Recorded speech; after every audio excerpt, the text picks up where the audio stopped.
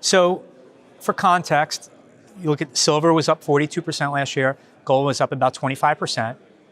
I think what has inhibited those two perfect inflation hedges relative to all these other commodities that have gone through the roof is this knee-jerk reaction of, okay, rates are moving higher, the Fed's going to tighten, the dollar has bounced, let me sell gold and silver.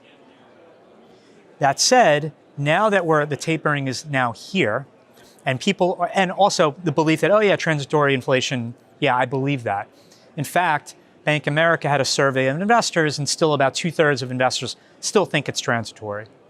Well, I think as the days go on and we see more numbers, people are realizing, it's not so temporary, and that rates and gold can go up at the same time, as long as inflation is going up at the same time, because that means real rates are going to remain firmly negative. So I'm hoping that what we've seen over the past month or two of the market pricing in the Fed tightening is sort of the bottom in gold and silver. Gold and silver bottomed in December 2015, just as the Fed started raising interest rates for the first time in 7 years.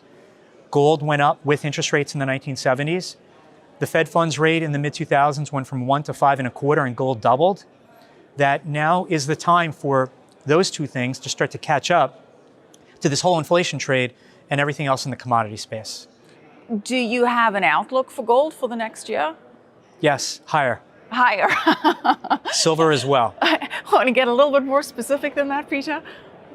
If you inflation adjust gold for its 1980 high, you can go to 2,500. You can overshoot to 3,000 plus. Okay. Silver, if you just look at a 60 times ratio, can get back to its highs of 50 plus. Name me one asset that's down 50% from its record high.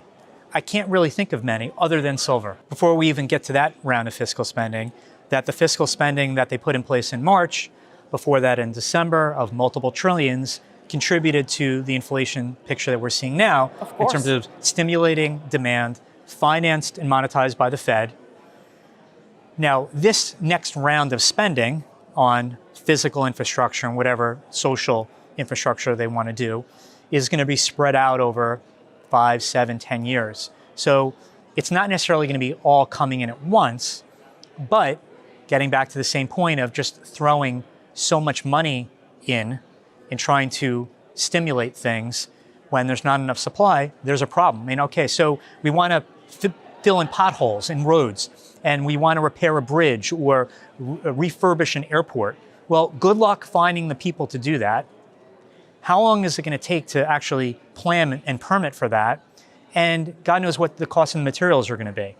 So yes, it's going to take some time. Yes, we're throwing in a lot of money. And yes, it's going to just exaggerate this inflation story that we currently have. The economy is going to slow because of these tax increases. All this spending, we're not going to get any bang for the buck of note. In fact, the multiplier even on hard infrastructure is less than 1. So yeah, it's just going to embed ourselves further into a stagflationary environment that completely handcuffs the ability of the central bank to meet that or sort of try to offset that. And if anything, they're just going to exaggerate it themselves. So is there a top 3 trade moves that you can advise?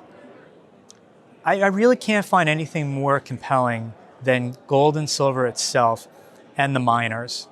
The miners are very cheap. They're not getting any respect. A lot of the big ones are paying healthy dividends, trading at very low multiples relative to cash flow. When we think about the good mining companies that have all-in sustainable cost of $800, even $900, and they can sell gold at $1,800, then that's a pretty large profit margin that these companies haven't had in a while. They're much better run. And if I am right on the price going higher, while those costs may go up because they're feeling the same sort of cost pressures that everyone else is, the price of gold will be going up much faster, and those profit margins can expand even further. But in this stagflationary environment, do you see the industrial use of silver take a hit, for example, and how would that impact the demand for miners and for the physical metal itself?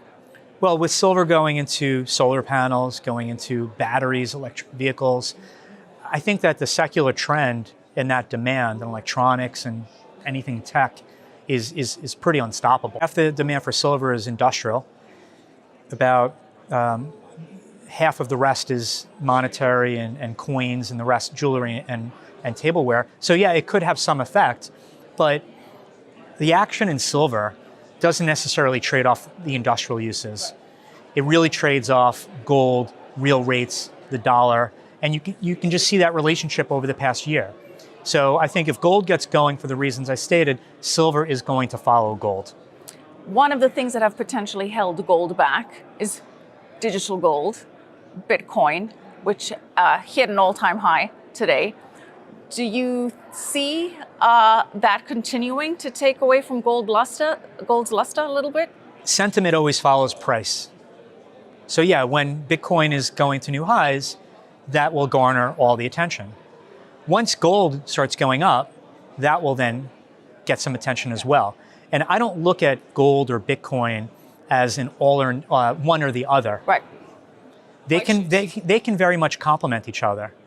As a percent of total financial assets, gold and Bitcoin are minuscule. There's room for them both. And I think that the bulls on Bitcoin are bullish for the same reasons that the bulls on gold currently have. Yeah. Inflation, money printing, so on and so on. So it doesn't necessarily have to be one or the other. And I think that it's quite a thing to think that something that's been around for 13 years is going to replace something that has 5,000 years of history.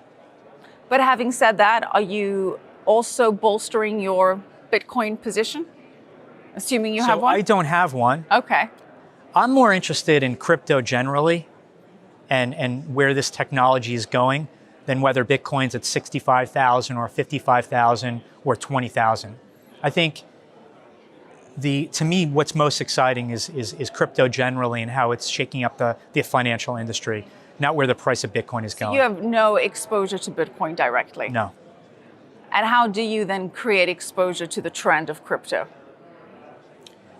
So we're looking at just sort of picks and shovels types of the areas of the business.